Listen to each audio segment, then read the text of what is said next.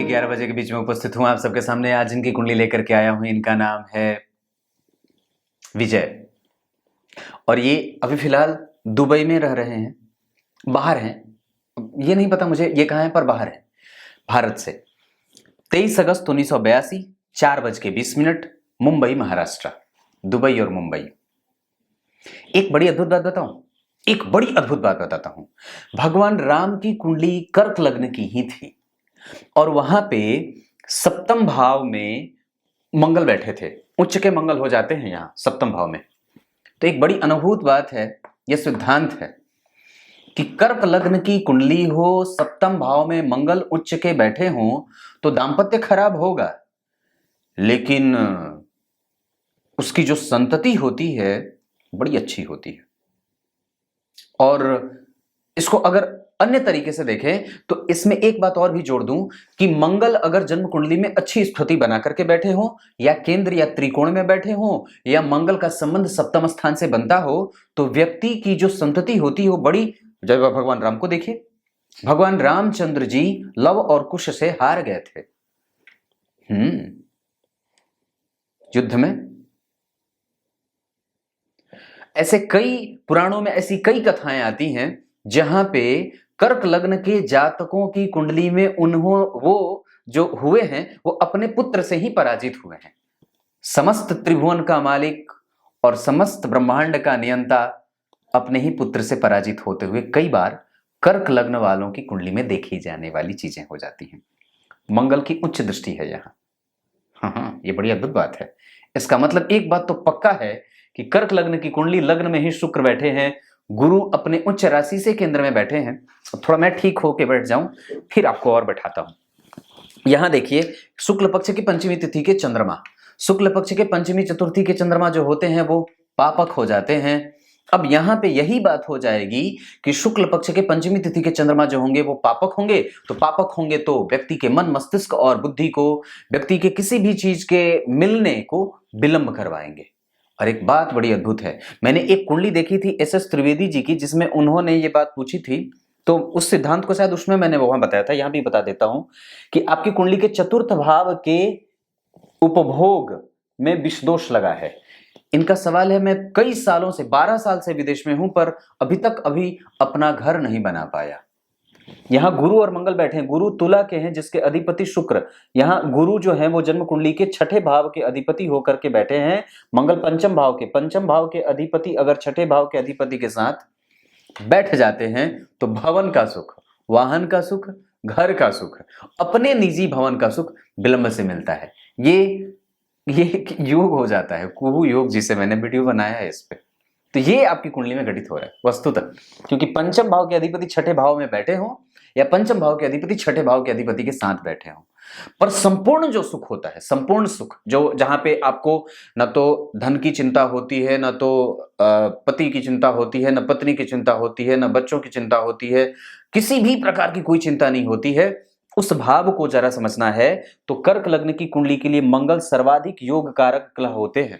मंगल सर्वाधिक योग कारक, और कर्क लग्न की कुंडली में अगर मंगल नीच के भी बैठे हों लग्न में तो भी खराब नहीं होते। इस पे भी मैंने एक कार्यक्रम बनाया था। जातिका जो है वो कर्क लग्न की ही थी और लग्न में ही मंगल बैठ करके उसको जो है वो बीएसएफ में पदस्थ अधिकारी बना देते। वो कुंडली मेरे पास आई थी, मैंने उसका कार्यक्रम भी बनाया था। तो कर्क लग्न की कुंडली के लिए लग्न में ही अगर मंगल बैठ जाए यहां तो भी खराब नहीं होंगे। योग कारक ग्रह अगर केंद्र में और त्रिकोण से संबंध बना ले तो वो अच्छा हो जाता है। तो योग कारक ग्रह हुए, मंगल की उच्च दृष्टि पड़ी है। एक बात तो पक्की है कि जन्म कुंडली में संतति पिता से ज्यादा श्रेष्ठ काम करेगी और पिता से ज्यादा नाम भी कमाएगी, ये गारंटी देता हूं आज ही देख के। दूसरी बात, गुरु और मंगल का शिक्षक योग, इनकी कुंडली कर्क लग्न की, और कर्क लग्न की कुंडली चंद्रमा यहां प्रधान हो जाता है। एक बात बताता हूं, जरा निकट आके बैठो मेरे। मनोमय कोश, अन्नमय कोश, जीवमय कोश, इन तीनों का देवता कौन? चंद्रमा। पशु पक्षी रंग बिरंगा, अंडज, उद्भिद, जलज, जो भी जीव जितने हैं, उन सब में प्राण के रूप में जो है वो चंद्रमा ही विद्यमान है। वो चंद्रमा ही ग्रह हैं जो आपकी कुंडली में जीव के रूप में उपस्थित हैं, प्राण के रूप में उपस्थित हैं, अन्न के रूप में उपस्थित हैं। और इनको भगवान ब्रह्मा ने सब कुछ दे दिया है, सब कुछ बना दिया है।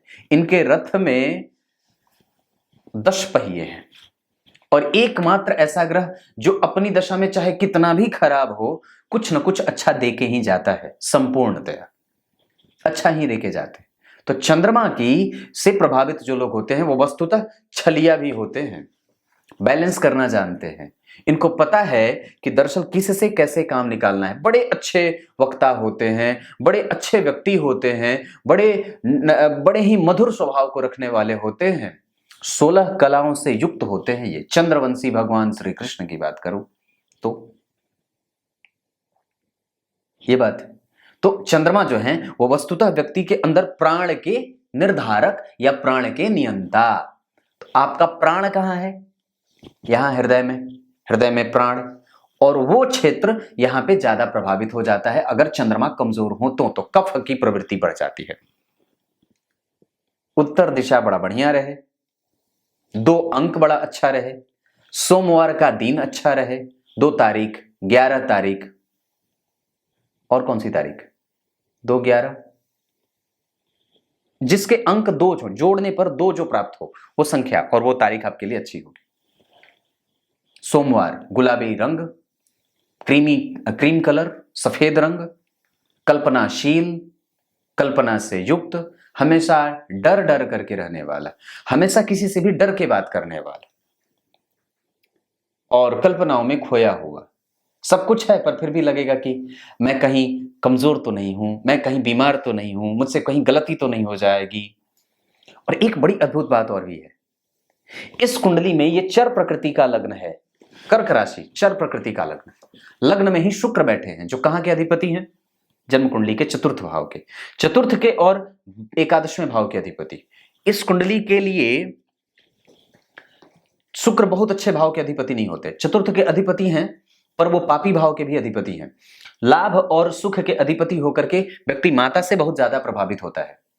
इस कुंडली के लिए वृश्चिक राशि अच्छी साबित होगी, मीन राशि अच्छी साबित होगी, 2 राशियां अच्छी साबित होंगी, मतलब मित्र लग्न।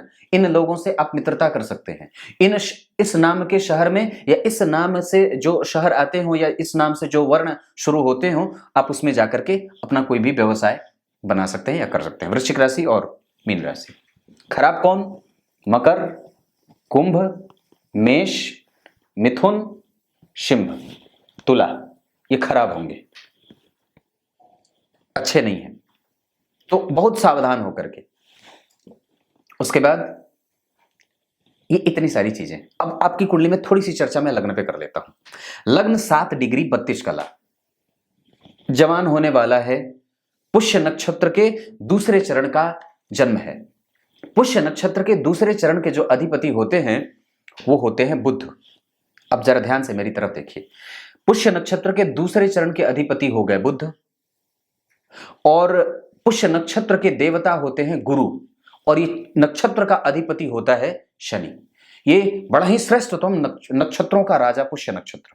इसमें जन्मा व्यक्ति धनी हो, मनी से युक्त होता है, धनी मानी, श्रेष्ठ होता है, बुद्धिमान होता है, चपल चंचल चालाक होता है, चतुर होता है, बुद्धि का बड़ा प्रगाढ़ मैत्री करने वाला होता है।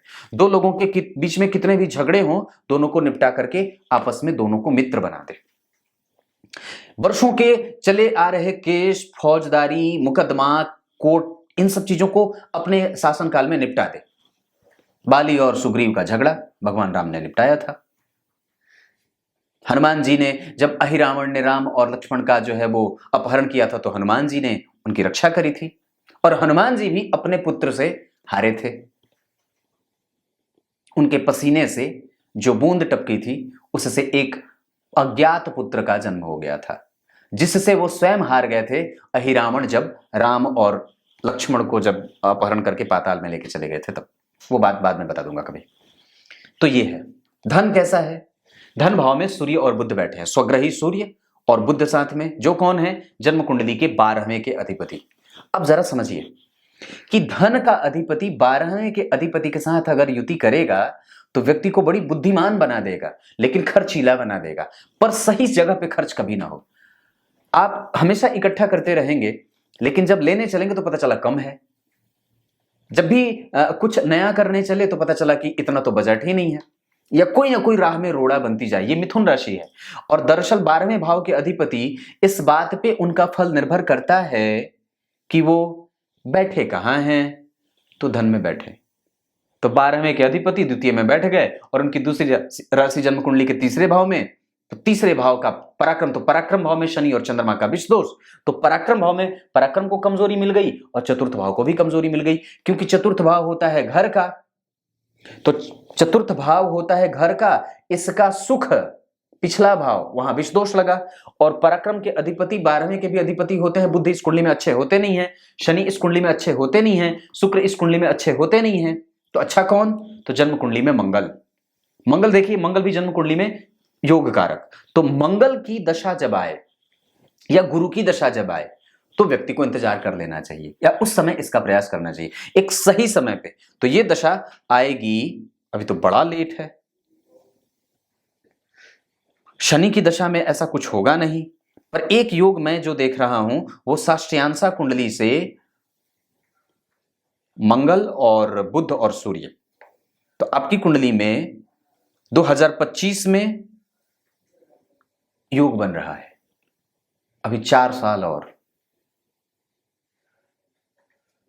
अगर निकट में देखता हूं तो आपकी कुंडली के आधार पर 2022 के मार्च से काम लगा दीजिए, 2022 के मार्च से योग बन रहे हैं। पर सुख के लिए आपको अभी का वर्तमान ग्रह गोचर भी देखना होगा। तो सुख भाव के जो अधिपति हैं आपकी कुंडली में शुक्र बनते हैं, और वो शुक्र अभी वर्तमान में धनु राशि में गोचर कर रहे हैं। आपकी राशि कहां है? कन्या राशि। कन्या राशि से तृतीय एकादशवें के संबंध में तो ये बहुत अच्छे तो नहीं है, लेकिन वो परिवर्तन हो जाएगा उस समय 2022 में, 2022 के मार्च में। तब तक वो आ जाएंगे आपके निकटस्थ, तब तक आप आगे बढ़ सकते हैं। तो 2022 के मार्च में सुखेश अगर जन्म कुंडली में अच्छे भाव में चले जाएं तो ये बात बढ़ जाएगी। यहां है वो, अभी कहां है? अभी जन्म कुंडली में वो धनु में है, मकर में, कुंभ में, मीन में आ जाएंगे। तो अगर ये मीन और यहां पे भी आते हैं तो भी बात बन जाए। 2022 के मार्च से आप प्रयास कर सकते हैं। पर ये प्रत्यंतर में जाकर के मैंने बात देखी है, प्रत्यंतर के ग्रह का प्रभाव थोड़ा कमजोर सा होता है, महादशा का प्रभाव ज्यादा होता है, अंतरदशा का उससे कम होता है, प्रत्यंतर का उससे कम होता है। एक बात और बताता हूं, दरअसल हमें यह बात का भी ख्याल रखना होगा कि पंचम भाव के अधिपति छठे भाव के अधिपति के साथ बैठे हैं, इस वजह से विलंब हो रहा है। धन में 12वें भाव के अधिपति बैठे हैं, ये कहीं ना कहीं धन के हानि के कारण भी बन रहे हैं। पर वस्तुतः वहां पे सूर्य और बुध का एक साथ बैठना, धन और पराक्रम भाव के, धनेश तृतीय भाव के अधिपति के साथ, बुध आपकी कुंडली में त्रिक भाव के अधिपति होते हैं, दो स्थान तीसरा और 12वां। गुरु इस कुंडली में छठा और 9वें इन दोनों भावों के अधिपति होकर के, देखिए जरा गौर करिए, तो भाग्य भाव के अधिपति होकर के पंचम भाव के अधिपति गुरु और मंगल एक साथ शिक्षक योग। व्यक्ति की कन्विंसिंग कैपेसिटी बड़ी अच्छी है, किसी को भी समझाना हो, किसी से भी बातचीत करनी हो, यात्रा करके व्यक्ति जो है वो धन कमाता है। अब जैसे इनकी कुंडली में ही योग लगा है, चर प्रकृति का लग्न, तो हमेशा चलता रहे, व्यक्ति हमेशा चल के यात्रा करता है। मतलब कोई यात्रा करे, किसी को पहुंचाए, कोई सामान पहुंचाए, ट्रांसपोर्ट का काम करे, इन सब क्षेत्रों से व्यक्ति धन कमाता है। और इनकी कुंडली में आप जरा गौर करेंगे तो षडबल में सूर्य बढ़िया, मंगल बढ़िया, चंद्रमा बढ़िया, बाकी के कोई भी ग्रह कमजोर नहीं है, सभी के ग्रह सभी के सभी ठीक है। गुरु केंद्र में बैठ रहे हैं, किम कुर्वन्ते सर्वे ग्रह यस्य केंद्रे बृहस्पति, दोनों त्रिकोण के अधिपति, नवम त्रिकोण और पंचम त्रिकोण, इन दोनों भावों के अधिपति जन्म कुंडली में चतुर्थ भाव में बैठे हैं। घर होगा जरूर। गुरु भी आए, अगर आप गुरु को भी देखते हैं तो आपकी राशि कन्या की बनती है, मकर में है, कुंभ के बाद जैसे ही मीन में आएंगे आप प्रयास करिए, यहां बन जाएगी बात। मंगल और शनि का संबंध जब जन्म कुंडली के छठे भाव से बन जाए तो व्यक्ति को घर मिलता है। आपकी कुंडली में शनि उच्चाभिलाषी है, यानी कि कहीं ना कहीं संबंध तो बना, मंगल यहां बैठे ही हैं, लेकिन एक बड़ी अद्भुत बात है, कई बार ये बात कई कुंडलियों पे लागू हो जाती है, जो इस कुंडली में लागू हो रही है, स्पेशली बात होती है, स्पेसिफिक ये नेचर ये इस कुंडली में देखने को मिल रहा है।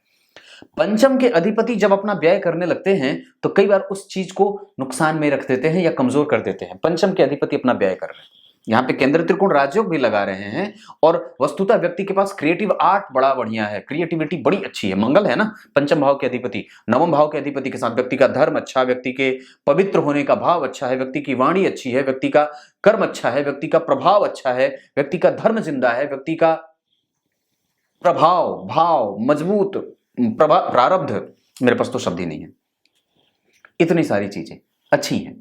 धन भाव मजबूत है, बली है, लेकिन वो कमजोर इसलिए हो रहा है, बलहीन इसलिए हो रहा है क्योंकि आपकी कुंडली में वहां बुध जो है वो उत्तरा फाल्गुनी के बैठे हैं, सूर्य का नक्षत्र सूर्य के साथ मघा नक्षत्र के सूर्य कंफ्यूजन में हो रहे हैं, इस कारण से। और आपकी कुंडली में चतुर्थ स्थान का जो अधिपति है वो लग्न में बैठा है, व्यक्ति को माता से प्रभावित, और पिता भाव का अधिपति भी ठीक है, माता भाव का अधिपति, माता और पिता दोनों ठीक हैं। पर चंद्रमा जो है वो जन्म कुंडली में जा रहे हैं विष दोष में, इस वजह से माता बीमार सी रहती है, या व्यक्तिपन खुद उसका पराक्रम कई बार परिणाम देर से देता है। शनि जो है वो जन्म कुंडली में तीसरे भाव को देख रहे हैं, पर शत्रु के राशि को देख रहे हैं, इस वजह से व्यक्ति को यश देर से मिलता है, देर से मिलता है, मिलता जरूर है पर देर से, यह बात बनती है। विदेश में क्यों रहा व्यक्ति? क्योंकि जन्म कुंडली के अष्टम भाव के अधिपति जन्म कुंडली में शनि, 12वें भाव के अधिपति बुध और छठे भाव के अधिपति गुरु, इन दोनों को देखिए तो गुरु शनि और बुध, बुध सूर्य के साथ बैठे, धन कमाया तो कहां से? बाहर से। 12वें भाव के अधिपति राहु ने किसको देखा है? मंगल को, गुरु को।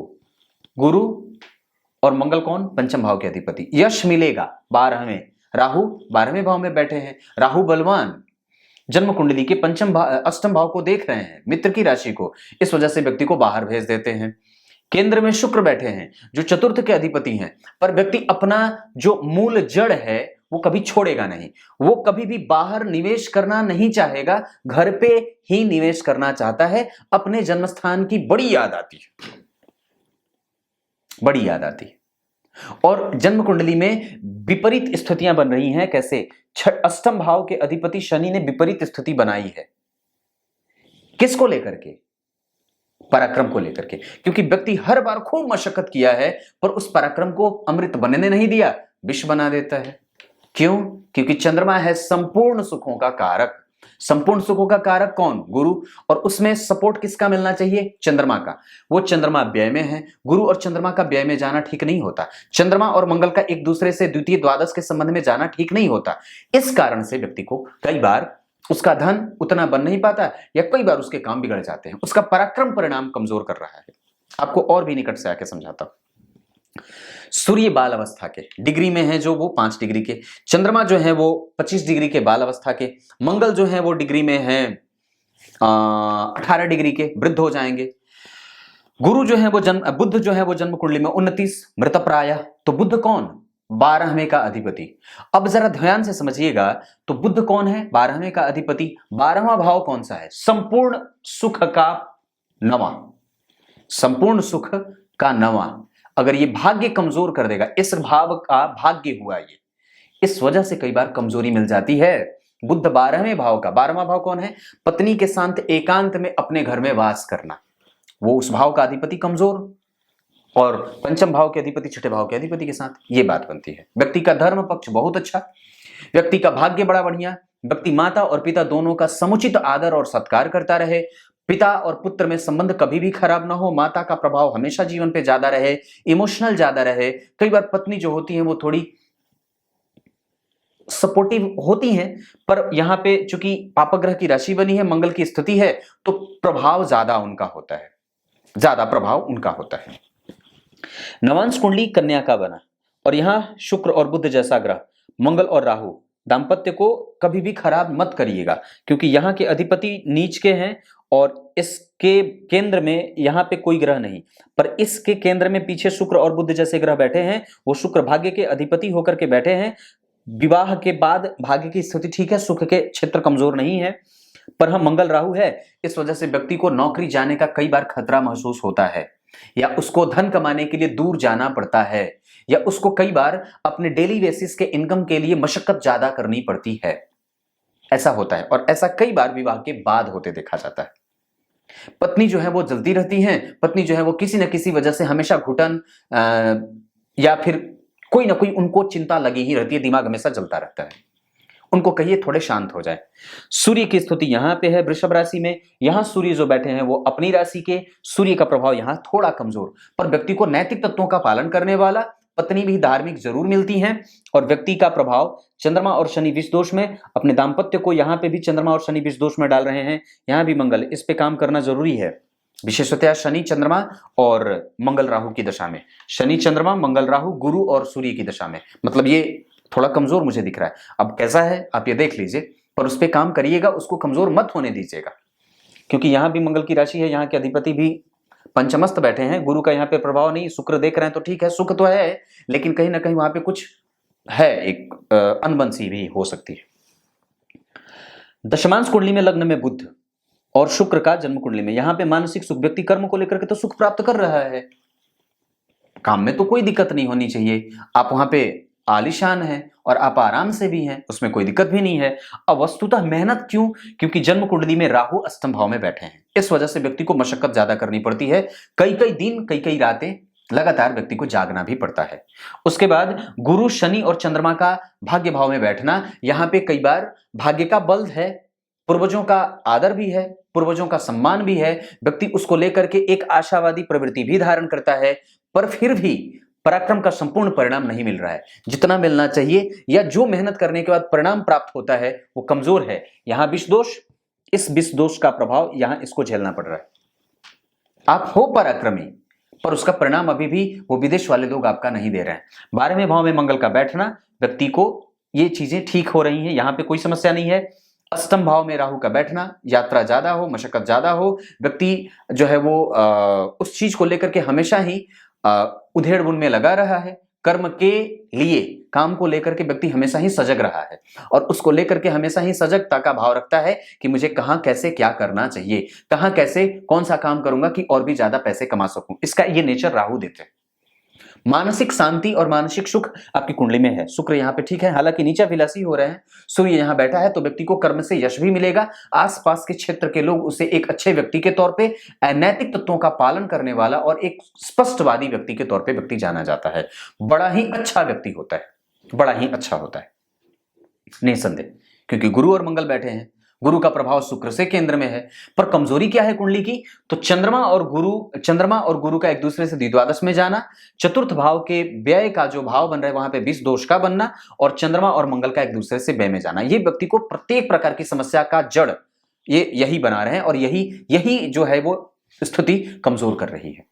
इस कुंडली के लिए मारक होंगे शनि, सप्तम और अष्टम के अधिपति होकर के। इस कुंडली के लिए कमजोर और परिणाम या अशुभ परिणाम देने वाले शुक्र हो जाएंगे, जो व्यक्ति के नेचर को कई बार दब्बूपन या दबंग नहीं बनने देते हैं, या आत्मविश्वास की कमजोरी करा देते हैं। वाणी बड़ी पवित्र, वाणी बड़ी अच्छी, पर फिर भी उसका क्षुब्ध या कमजोर लाभ व्यक्ति को मिलता है। धन भाव थोड़ा कमजोर भी है, हालांकि वहां पे दोनों ग्रहों का मैच होना बड़ा अच्छा भी बनाता है। भाव में बलवान कौन हुआ? तो भाव में बलवान है चतुर्थ भाव बली है, दशम भाव भी ठीक बन रहा है, और उसके बाद जन्म कुंडली का चतुर्थ भाव भी बली बन रहा है। ये चीजें ठीक हो रही हैं, क्योंकि चतुर्थ के अधिपति और नवम के अधिपति और दशम के अधिपति एक साथ धर्म कर्माधिपति और केंद्र त्रिकोण राजयोग भी लगा रहे हैं। व्यक्ति धर्म के मार्ग पर ही चल करके पैसे कमाएगा। अभी दशा की अगर बात करता हूं तो आपकी कुंडली में गुरु में राहु का समापन होना, और शनि की दशा अब आएगी, शनि की दशा अभी आएगी, और इस कुंडली में वो शनि जाकर के 25 डिग्री पे बैठे हैं, और ये अवस्था में अगर देखता हूं तो मूल त्रिकोण 25 डिग्री मूल त्रिकोणस्थ हो जाएंगे, वृद्ध होंगे, ग्रह अनुभव मांगेगा, आपको ढाढ़स रखना होगा। और वैसे भी अगर देखता हूं तो नवांश कुंडली में वो चंद्रमा सूर्य की राशि में, D4 चार्ट में वो मित्र की राशि में, D12 चार्ट में चंद्रमा के साथ, होरा कुंडली में वो सूर्य के होरा में मेहनत, मशक्कत, पराक्रम, प्रभाव, ढाढ़स, साहस, ये सब देंगे, और साबित भी आपको करवाना होगा या करना होगा, और आप करोगे भी खुद को। तो ये दशा में कमर बांध करके आपको तैयार होना चाहिए। जो भी चीजें आप प्राप्त करना चाहते हैं आपके पास ये शनि बल देंगे।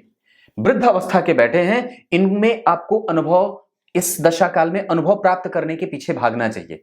अभी आपको यह बात याद रखना होगा कि आप गुरु की दशा को पार करके शनि की दशा में आए हैं, जो कि आपकी कुंडली का मारक ग्रह है। विपरीत परिस्थिति का निर्माण पहले करेगा। नक्षत्र के आधार पर अगर देखता हूं तो वो शनि जो है वो चित्रा नक्षत्र के पहले चरण में बैठे हैं और मंगल का ये नक्षत्र है। चित्रा नक्षत्र मंगल का नक्षत्र, मंगल जो है वो जन्म कुंडली में हालांकि ठीक है, तो नक्षत्र का बल है उसके पास। शुक्र और मंगल एक दूसरे से केंद्र में हैं, ये भी एक अच्छी बात होती है। तो इसका मतलब मैं ये कहूं कि शनि और चंद्रमा का जन्म कुंडली में अगर नवमांश कुंडली में देख रहा हूं तो 12 में, दाम्पत्य में किसी भी तरीके की कमजोरी ना आने दीजिएगा। उसके सुख में व्यय को लेकर के संतुलित रहिएगा। इस दौरान आप गलत निर्णय न लें, इस बात का ख्याल रखना होगा। कन्या राशि पे ढैया और साढ़े साती का कोई असर है नहीं, इस वजह से गलत निर्णय के चांस कम है। पर आपकी राशि जो है वो बनती है कन्या, और यहां से अगर आप गौर करें तो अगले पक्ष में गुरु का प्रभाव आपके लिए अच्छा आने वाला है, आने वाले वक्त के लिए। तो आने वाले अगले 3 साल के लिए 22 के बाद चीजें ठीक हो रही हैं, गुरु का प्रभाव आपके लिए ठीक रहेगा। लेकिन शनि की दशा आपसे मेहनत करवाएगी, आपको करना भी होगा और आप करोगे भी, तीनों चीजें बनेंगी। वृद्ध जब ग्रह हो जाता है तो मशक्कत ज्यादा बढ़ा देता है, और बजरंगबली की पूजा अवश्यम भावी है। जरूर शिव जी को दही अर्पित करना चाहिए। अपने घर में शिवलिंग रखिए, अगर हो सके तो किसी एक धातु का, पारद का भी रख सकते हैं, या देख लीजिए आपकी स्थिति के आधार पर पत्थर का भी हो। और उनके जितने भी गण होते हैं, नाग, नंदी और ये सारी चीजें, और उनकी पूजा किया करिए। शनि की दशा में व्यक्ति को अमोघ शिव कवच का पाठ भी करना चाहिए। शनि की दशा काल में अमोघ शिव कवच, या फिर प्रत्येक दिन व्यक्ति को सूर्य को अर्घ देने के बाद कम से कम मैं आपको एक मंत्र भेजूंगा, उस मंत्र का जप करना चाहिए। वो मंत्र आपको मेरे यहां से मिल जाएगा, वो मंत्र मैं दूंगा। आप मुझे बोलिएगा कि गुरुजी आपने मुझे शनि के लिए, विशेषतया शनि की दशा के लिए आपने मुझे मंत्र देने को कहा है, वो मंत्र मुझे भिजवा दीजिए। और बाकी के कुछ उपाय मैं आपको और भी लिखूंगा, वो आपको करना होगा। ये बात है। घर का योग मैंने बताया। बाहर आप अगर रहना चाहते हैं तो रह सकते हैं। अभी आपकी कुंडली में राहु का प्रभाव चतुर्थ भाव पे है। आप घर के निकट भी आना चाहें तो शनि की दशा अगर है तो अगर बहुत ज्यादा मशक्कत करवाने लगेगी तो आप अपने घर पे भी आ सकते हैं। हालांकि मैं एक बात कहूं तो आप घर से ज्यादा बढ़िया बाहर ही हैं, तो बाहर ही रहिए, क्योंकि गुरु जो है वो छठे भाव के अधिपति होकर के बैठे हैं। मंगल जो है वो जन्म कुंडली में अगर देखें तो बनते हैं पंचम भाव के अधिपति। उनकी दूसरी राशि जन्म कुंडली के दशम स्थान में बैठी है। तो कर्म को लेकर के अभी आपकी स्थिति बिल्कुल ही ठीक है, उसमें किसी भी तरीके की कोई दिक्कत नहीं है, क्योंकि गुरु का प्रभाव है, मंगल का प्रभाव है। गुरु और मंगल, शनि मंगल, शनि गुरु, शनि में गुरु हो, शनि में मंगल हो, शनि में शुक्र हो, शनि में सूर्य हो, ये सारी दशाएं कुछ कुछ अच्छी और कुछ मिक्सअप भी जाने वाली, ये बात बनती है। वैसे शनि की दशा आपके लिए मेहनत करवाने वाली पक्के तौर पे होगी, और अभी ये लड़ाई बाकी है। तब तक के लिए बहुत बहुत नमस्कार।